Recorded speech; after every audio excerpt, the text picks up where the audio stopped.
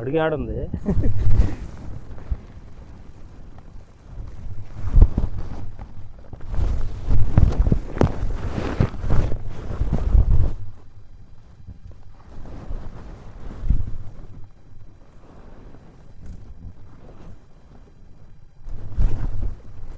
Okay okay okay okay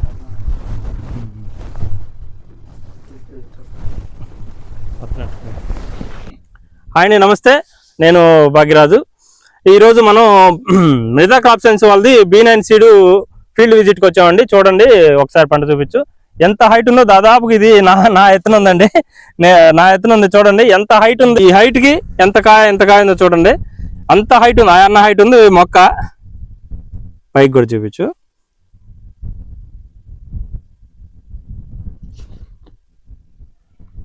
అలా చూపించు ఎంత హైట్ ఉందో. అన్న హైట్ ఉంది, నా హైట్ ఉంది తోట. నా హైట్ ఉంది తోట మళ్ళీ కింద నుంచి కాసుకుంటా వచ్చింది. చిక్కటి కాపు కింద నుంచి కాసుకుంటూ వచ్చింది. నా హైట్ ఉంది తోట. అంత ఆ హైట్ ఉండి కూడా మొత్తం కాసుకుంటూ వచ్చింది. వాళ్ళు మనకి సీడ్ సెలక్షన్ అండి. సీడ్ సెలక్షన్ కరెక్ట్ గా ఉండాలి. సీడ్ సెలక్షన్ కరెక్ట్ గా చేసుకుంటేనే తర్వాత మనం దిగుబడిని ఆశించగలుగుతాం. సీడ్ మంచిది ఎంచుకోకుండా మనం దాని మీద నిద్రాహారాలు మాని సాకిరి చేసినా కానీ అంత మనకి ప్రయోజనం ఉండదు. సో మనం ఎంచుకునే సీడ్ లోనే మనకి ప్రాఫిట్ అనేది, అంటే దిగుబడి అనేది ఆధారపడి ఉంటుంది అనమాట. సో మంచి సీడ్ సెలెక్ట్ చేసుకోండి. మనం సీడ్ సెలెక్ట్ చేసినప్పుడు నేను ఒక 3 పాయింట్స్ చెప్తాను. ఏం చేసుకోవాలి, ఏం చూసుకోవాలంటే మనం సీడ్ సెలెక్ట్ చేసుకునేటప్పుడు ఫస్ట్ ఆఫ్ ఆల్ మనకి దిగుబడి, మనకు ఓవరాల్ గా మనకు కావాల్సిన దిగుబడి ఎంత దిగుబడి ఇస్తుంది అది ఒకటి చూసుకోవాలి. తర్వాత వైరస్, అంటే మనకు బొబ్బర వస్తుంది కదా, మీకు అంతా తెలిసిందే. మనకి బొబ్బరిని ఎంతవరకు తట్టుకుంటుంది, బొబ్బరికి తట్టుకుంటుందా, వైరస్ టాలరెన్స్ ఉందా లేదా, ఇది సెకండ్ పాయింట్. తర్వాత వచ్చేసరికి విల్టుని తట్టుకుంటుందా లేదా. మన వచ్చింది మెంతా తుఫాన్ చూసుకున్నారు కదా, అంతా మెంతా తుఫాన్కి తట్టుకుంటుందా లేదా. తర్వాత వచ్చేసరికి నల్లి, మెయిన్గా వచ్చేసరికి తామర పురుగు అంటాం మీ రైతుల భాషలో నల్లి. ఈ నల్లిని తట్టుకుంటుందా లేదా, ఈ 3-4 పాయింట్స్ చూసుకుంటారు. ప్రతి రైతు చూసుకొని సీడ్ని తీసుకోండి అనమాట. నేను అబ్జర్వ్ చేసింది ఏంటంటే నేను చెప్పిన 3-4 పాయింట్లకి ఈ B9 సీడ్ అనేది ఖచ్చితంగా టాలరెన్స్ ఉంది. లేదంటే మనకి ఇంత హైట్ తోట రాదు. ప్లస్ అంత హైట్ లో కూడా కాసుకుంటా కింద నుంచి కాపు కాసుకుంటా రాదనమాట. సో నేను గమనించింది ఏంటంటే నేను చెప్పిన ఈ 4 పాయింట్లు కూడా ఈ సీడ్ తట్టుకొని నిలబడింది. వైరస్ కి తట్టుకొని నిలబడింది, నల్లికి తట్టుకొని నిలబడింది, తర్వాత మెంతా తుఫాన్కి తట్టుకొని నిలబడింది. దిగుబడి కూడా ఎక్సలెంట్ గా వస్తుంది అనమాట. సో మన అన్నగారు, ఈ సీడ్ వేసిన అన్నగారు ఉన్నారు, ఆయనతో మాట్లాడిద్దాం. ఈ పాయింట్లన్నీ ఆయనకి ఎలా అనిపించింది, మనకి ఎంత దిగుబడి తీస్తున్నారు, ఇవన్నీ ఆయనతో మాట్లాడదాం. నమస్తే అన్న, ఏం పేరన్నా? వెంకటరామయ్య. ఏ ఊరన్నా? పిన్నెల్లి గ్రామం. ఓకే, మీరు ఎన్ని సంవత్సరాల నుంచి వ్యవసాయం చేస్తున్నారన్నా? నేను 10 సంవత్సరాల నుంచి చేస్తున్నాను. 10 సంవత్సరాలు ఫీల్డ్ లోనే ఉన్నారు. Okay okay. ఇది ఎక్కడ, ఎవరు ప్రిఫర్ చేశారన్నా నీకు? ఇది మా పిన్నెల్ రాంబాబు అనే కంపెనీ పేరు ఈ విత్తనం ఇచ్చిండండి. ఇత్తనం 7 మిరప ఎత్తే బొబ్బరొచ్చి నల్లిబడి ఊగిన పోయింది. అది ఎందుకులే మళ్ళీ వేసిందని ఎందుకులే అని మెదలకుండా 7 కంచేద్దాం అనుకుంటే మా రాంబాబు గారు వచ్చి కొద్ది ప్రోత్సహించి నల్లికి తట్టుకుంటది, తామర పురుగు తట్టుకుంటది, బొబ్బరకు తట్టుకుంటది అని ఇత్తనం ఆయన బలంతా మేము ఇచ్చినందుకైనా ఆయన మొక్కలు తీసుకొచ్చి ఇచ్చిండు. ఇస్తే వేసిన కాంచి వానల్లో కూడా తట్టుకుందండి. మొన్న మెంతా తుఫాన్ మొత్తం వానే ఆ వానలకి ఉరకెత్తిద్దామని అప్పుడే ఒక వానకి 2 కట్టలు చొప్పున 8 కట్టలు వేసాను ఎంపటెంపటే. నెల 15 రోజులు వేసాను 8 కట్టలు. ఇంకా తర్వాత దీన్ని కట్టల బొట్టలు వెళ్ళింది, శుభ్రం పెరిగిపోయిందండి. ఆ వానలు తట్టుకొని లేచి వచ్చింది, లేచి పెరిగింది. ఓకే, మెంతా తుఫాన్ కూడా బాగా తట్టుకొని పెరిగింది. ఇది కూడా జూమ్ చేసి తీసేయి. సూపర్ గా వచ్చింది. అన్న హైట్ ఉంది తోట. ఓకే, మెంతా తుఫాన్ అప్పుడు కూడా తట్టుకొని నిలబడింది. ఓకే, తర్వాత వచ్చేసరికి మనకి మందులు ఏమేమి కొడుతున్నాం అన్నా, అంటే నల్లికి ఎలా తట్టుకుంటుంది, ఏంది కథ? నల్లికి ఇప్పుడు ఎంత చుట్టూ అడవి ప్రాంతం, పత్తి కంది ఉండటం వల్ల, ఇక్కడ మిరదోటలు లేకపోవటం వల్ల కింద సైడ్ ఏమో పత్తి, ఇటు సైడ్ ఏమో కంది, ఇటు సైడ్ మళ్ళీ పత్తి, 3 సైడ్లు ఇలా అటాక్ జరుగుతున్నా కానీ నువ్వు ఇలా నిలబడి కాసింది తోట. అంటే కొద్దిగా ఇత్తనం స్ట్రెంత్, ఇది చెట్టు స్ట్రెంత్ తట్టుకుంటుంది బాగా. దాని లోపల తట్టుకొని కొద్దిగా నిలబడుతుంది అనమాట. దీంట్లో మెయిన్ గా చెప్పుకునేది ఇంకో విషయం అండి. చూడండి, ఇటు సైడ్ ఏమో కంది ఉంది, బ్యాక్ సైడ్ ఏమో చూపించు, ఇటు సైడ్ ఏమో కంది, అటు సైడ్ ఏమో పత్తి, మళ్ళీ ఇటు సైడ్ మళ్ళీ పత్తి. అసలు మన మిరప తోట ఎప్పుడైనా పక్కన పత్తి ఉన్నప్పుడు చాలా డ్యామేజ్ ఎక్కువ ఉండిద్దండి, వైరస్ డ్యామేజ్ ఎక్కువ ఉండిద్ది. ఎందుకంటే పత్తికి దోమ అటాక్ ఎక్కువ ఉండిద్ది, మీకు అందరికి తెలిసిందే.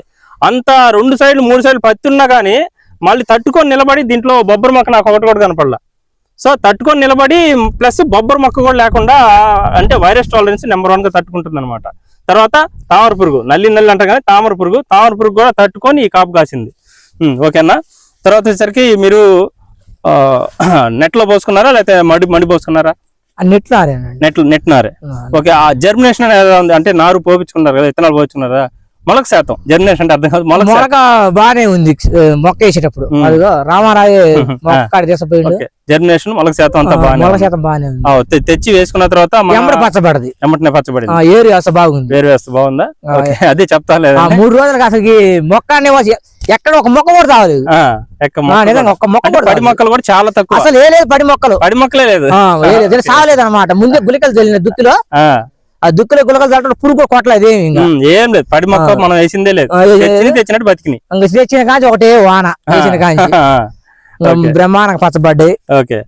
బొబ్బరు గిబ్బరు ఏం లేదు. ఆ బొబ్బరు తొలింగా ఇది తెల్ల దోమ బొమ్మ వచ్చి ఆడొకటి వచ్చిన కానీ దాంతో ఆగిపోయినాయి. మొక్క నుంచి మొక్కకి లేదు, ఎటాక్ లేదు. మొక్క నుంచి మొక్క అంటే ముందుకు అనేది దానికి రియాక్షన్ అనేది బాగుంది. ఆ మొక్కతోటి ఆగిపోయింది అంటారు కదా, నల్లి అంటారు కదా మీ తామర పురుగు, అది కూడా కంట్రోల్. తామర పురుగు కూడా ఇప్పుడు వెనక సిక్కేసరికి ఉద్ధృతం కొత్త తొలింగా అయితే అసలు లేదు, తొలింగా రాలేదు. చివరికి అన్ని ఈడిపోయిపోయి ఫిబ్రవరి నెల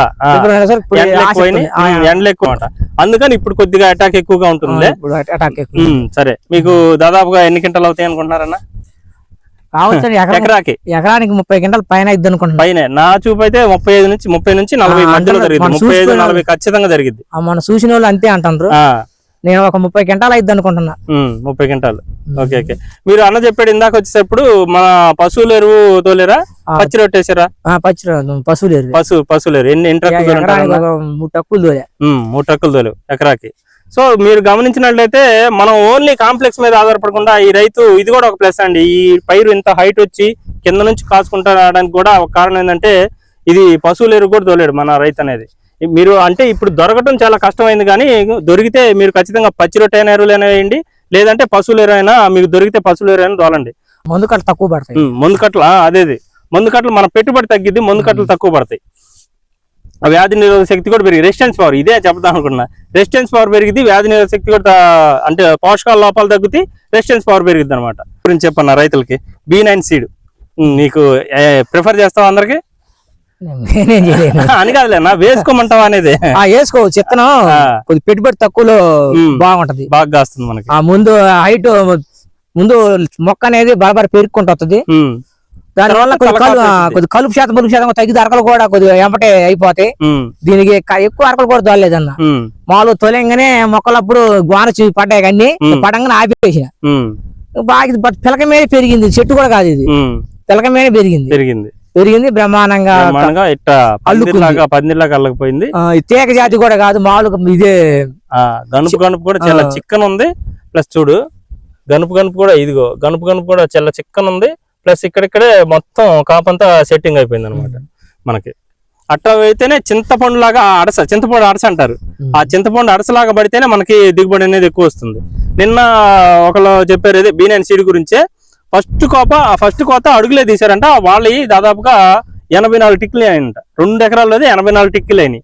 84 టిక్కులు చూడు, 32 ప్లస్ 4 16, దాదాపుగా 35 క్వింటాల దాకా అయినాయి. చిల్లర వేసుకున్నా 40 కేజీలు వేసుకున్నా కానీ 35 క్వింటాలు అయినాయి. ఫస్ట్ కోతే అడుగులు తీశారు అంతే, 35 క్వింటాల దాకా అయినాయి 2 ఎకరాల్లో.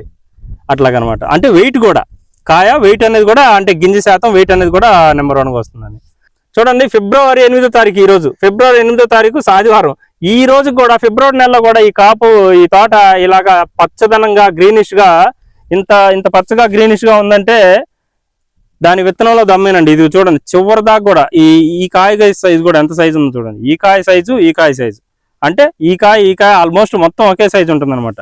ఫిబ్రవరి 8వ తారీఖు కూడా ఇది ఇంత హైట్ ఉండి ఇంత చివరి దాకా కాపు కాస్తుందంటే వైరస్ టాలరెన్స్ అయితేనే మనకి విషయం.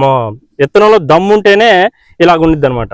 సో మీరందరూ దాదాపు చూసుకోండి. ఫీల్డ్ మీరు విత్తనం ఎంచుకునేటప్పుడు ఎప్పుడైనా ఫీల్డ్ చూసుకోండి, విజిట్ చేయండి, చూసుకున్న తర్వాత మీరు ఆర్డర్ పెట్టుకోండి అనమాట విత్తనానికి. ఓకేనా? లేదు నా వీడియోలో కూడా క్లారిటీగా చూపిస్తాను, క్లారిటీగా చూసుకొని మీరు ఓకే అనుకోండి, తర్వాతే మీరు ఆర్డర్ పెట్టుకోండి. ఓకేనా? నాకైతే నచ్చింది B9 విత్తనం వేసుకోవాలని కోరుకుంటున్నాను అందరినీ. చెప్పన్నా నువ్వు కూడా? B9 గట్టి విత్తనం అండి, వేసుకోవచ్చు మొత్తం. నెక్స్ట్ ఇయర్ చెప్తావు అందరికి వేసుకోమని? బ్రహ్మ చాలా మంది చెప్పిన మన ఊర్లో మొత్తం సహజంగా మొత్తం నాకు తెలిసిన వరకు విత్తనం మంచిదేనని నిర్ధారణ చేసిపోయారు. Okay okay.